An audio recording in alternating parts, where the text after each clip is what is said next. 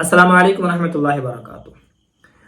अलविदा जुमा की नमाज पढ़ने का क्या तरीका है, इसका सही तरीका क्या है, कैसे पढ़ा जाता है, कैसे नियत करेंगे आप, और इसमें कौन कौन से सूरे पढ़े जाते हैं, सारी चीज़ें मैं आपको बताऊंगा। और कौन सी दुआ पढ़ी जाती है, क्योंकि हम मुसलमानों का ये मामला होता है कि रमज़ान मुबारक महीने में जो आखिरी जुमा होता है, जिसको हम अलविदा जुमा कहते हैं, तो बड़े ज़ौक़ शौक़ से इसको पढ़ते हैं। अगर हमारा सफ़र भी होता है तो हम सफ़र को नहीं जाते हैं, पहले हम नमाज पढ़ते हैं।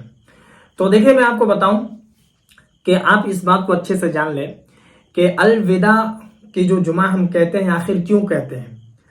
तो इसकी वजह यह है कि रमज़ान मुबारक महीने में जो आखिरी जुमा होता है, आखिरी जुमा होता है, इसका मतलब यह है कि रमज़ान मुबारक महीने में इसके बाद और कोई जुमा नहीं होगा।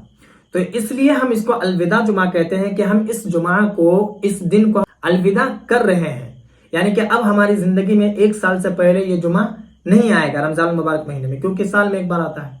तो बहुत सारे लोगों का ये ख्याल होता है कि इसमें नियत कैसे करेंगे, नमाज पढ़ने का क्या तरीका है, इसमें दुआ कैसे की जाएगी, कौन से सूरे पढ़े जाएंगे। तो देखिए, मैं आपको बताऊं कि इसमें अलग से कोई नियत नहीं आती है और अलग से कोई दुआ भी नहीं आती है, अलग से आपको कोई सूरा भी नहीं पढ़ना है। जिस तरीके से आम दिनों में आप जुमा की नमाज पढ़ते हैं, उसी तरीके से आप अलविदा जुमा की नमाज पढ़ेंगे, वैसे ही नियत करेंगे जैसे आम दिनों में जुमा की नियत करते हैं।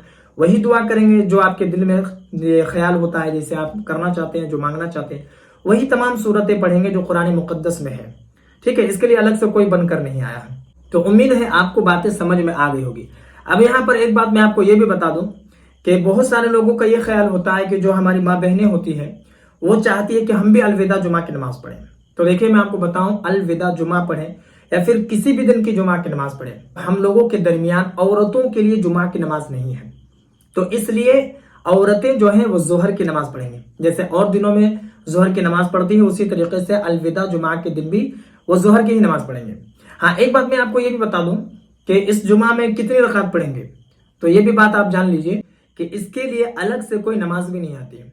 जिस तरीके से आप जुमा की नमाज 14 रकात पढ़ते हैं, उसी तरीके से अलविदा जुमा में भी आप 14 रकात पढ़ेंगे।